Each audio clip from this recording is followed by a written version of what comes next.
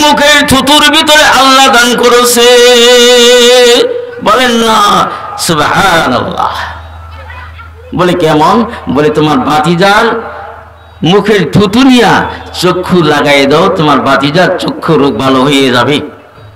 সাপে কাটা রোগী থুতু নিয়া দিলে সাপে কাটা রোগীর বিষ আর উপরে ওঠে না, ঠিক না? নবীজি আবু তালিব তার মুখে থুতু নিয়া চোখে লাগাইতে দেরি হয়েছে। আল্লাহর নবী চক্ষু রোগ ভালো হইতে দেরি হয় নাই। বলেন না সুবহানাল্লাহ। এমন বরকতের নবী যে আবু জাহিল নবীকে তো উৎপীড়ন করতেন।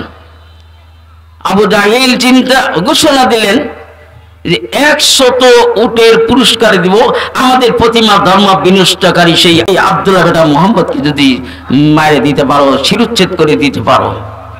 এই লোভে চতুর্দিকে মানুষ কি করে আব্দুল্লাহ বেটা মুহাম্মদের শির উচ্ছেদ করা যাবে। এমন সময় একদিন হঠাৎ করে ইতিহাস লেখে নবী আলাইহিস সালাম রাস্তায় একদিন ঘুমন্ত অবস্থায় তিনি রাস্তায় পড়ে আছেন।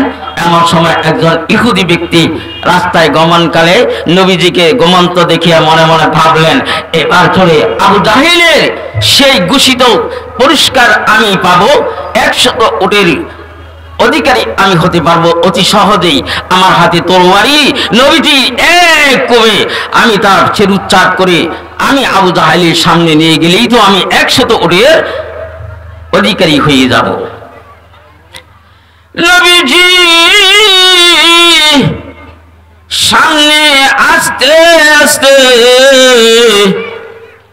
ইহুদি বেড়া আগাইতেছে, যাইতেছে, যাইয়া তরবারিটা পাস করছে নবীর শেরুচ্ছাদের উপরে, গলার উপরে কেবল তার তরবারিটা আপনার খুব ধীরে। এমন সময় আল্লাহ পাক নবীজিকে ঘুম হইতে জাগ্রত করে দিলেন। দেখেন ইহুদি বেড়া নবীজির উপরে তরবারি রেডি করে আছে, শুধু কূপ দিবে। এতটুকু সময় আল্লাহ নবীকে আল্লাহ তাআলা জাগ্রত করে দিলেন। এবার নবীজি যখন তার দিকে তাকাইছে, ইহুদি ইতিহাস সাক্ষী দেয় ইহুদি শরীরে হইতে থর থর করে কাঁপতে শুরু করেছে। এমনকি নবীজি সামনে ইহুদি তরবারি থর থর করে জমিনে পড়ে গেল। নবীজি হাতে তরবারি হাতে নিলেন। এবার ইহুদি ব্যক্তিকে বললেন, ওই বেটা তুমি এখন তরবারি কার? বলে আপনার। এখন আমি তোমাকে কি করতে পারি? বলে বধ করতে পারেন, আমাকে শেষ করে দিতে পারেন।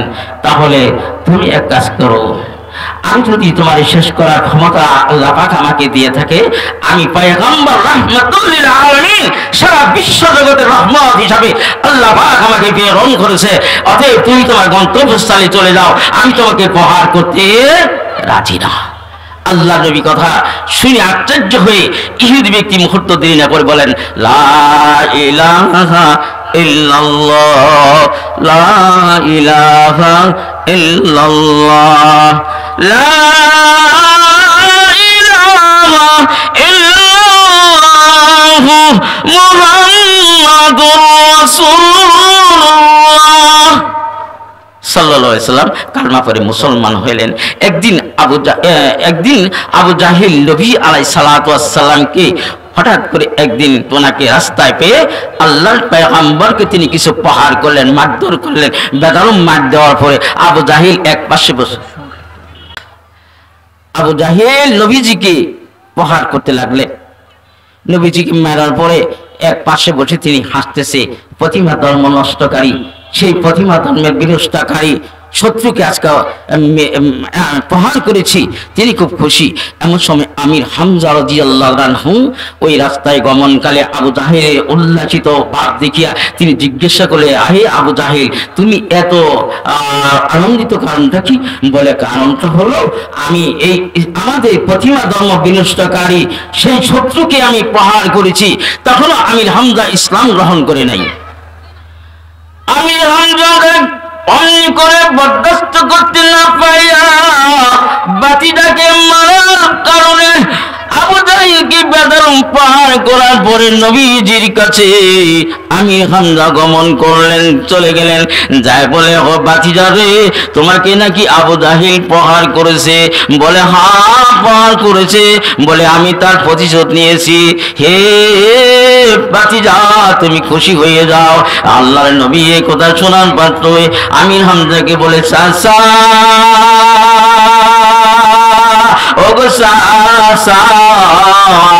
আমি আল্লাহ পাক দুনিয়ার জমিনে আমাকে আল্লাহ তাআলা প্রতিশোধ নেওয়ার জন্য আমাকে পাঠায় নাই। আমি তো আবু জাহেলকে আপনি মারছেন, আমি নবী বরদাস্ত করতে পারলাম না। আমি খুশি নই, আমি হইলাম আমা আরসালনাকা ইল্লা রাহমাতাল লিল আলামিন। আমি হলাম বিশ্ব জগতের রহমত স্বরূপ, শুধু মানুষের নয় দুনিয়ার জমিনে সমস্ত মাখলুকাতের দয়ার নবী, আমি হলাম মায়ার নবী। সেই নবী জনাবে রাসূলুল্লাহ সাল্লাল্লাহু আলাইহি ওয়াসাল্লামের উম্মত হতে পেয়ে আমরা বেজার না খুশি? কি কোন বেজার না খুশি যে নবী হাসরের ময়দানে শাফায়াতের কান্ডারি হবেন? আমার নবী, আমার নবী গো তুমি আমার জীবনের জীবন, নবী আমার জীবন সাথী, নবী আমার জীবন সাথী, কয়বার হইবে বাতে, নবী না হলে আমার জীবন বাঁচবে না। আমার নবী,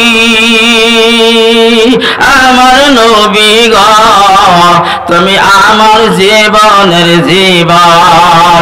সকল নবী নফসি নফসি বলবে যেদিন, আমার নবী বলবে ওই দিন হাবলি উম্মতি। আমার নবী, আমার নবী গো তুমি আমার জীবনের জীবন। ঠিক কিনা? সেই নবী তুই শাফায়াত না করে জাহান্নাম ছাড়ার কোনো উপায় নেই। তো আলহামদুলিল্লাহ আমরা সেই নবীর মহব্বত রাখবো না পৃথিবীর জমিনে একজন শক্তিশালী মানুষের সেই যিনি নাকি আপনার দেশের মধ্যে ক্ষমতাশীল তার কথা অনুসরণ করবেন, না বিশ্ব নবী জনাবে রাসূলুল্লাহ সাল্লাল্লাহু আলাইহি ওয়াসাল্লামের অনুসরণ করবেন? যে বিশ্ব নবীকে মারার জন্য যারা ব্যঙ্গ করে, আমরা তাদেরকে দুনিয়ার জমিনে বাংলার জমিন ধরে চির বিদায় করার জন্য আপ্রাণ চেষ্টা করবো কিনা? ইনশাআল্লাহ করবো না ইনশাআল্লাহ? যে নবী সকলের নবী নবী এবং সাইয়্যিদুল মুরসালিন সকল আম্বিয়া کرامদের শিরোমণি নবী, সেই নবীর উপরে অসংখ্য দরুদ ও সালাম। সকলে একবার বলি সাল্লাল্লাহু আলাইহি ওয়াসাল্লাম। আমি আপনাদের গায়ে আলোচনা না করে এখানে আমার আলোচনাকে সমাপ্তি করেছি। আল্লাহ পাক আমার আপনার প্রত্যেকে সেই জনাবে রাসূলুল্লাহ সাল্লাল্লাহু আলাইহি ওয়াসাল্লামের ইত্তেবা করে আল্লাহ তাআলার হুকুম মাফিক দুনিয়াতে যদি আমি চলতে পারি, মৃত্যুর পরে আল্লাহ তাআলা যখন জান্নাতের কবরকে আল্লাহ পাক নিরাপদ কবর হিসাবে অনন্তকাল নিরাপদের স্থানে আমরা আশ্রয় পেতে পারবো।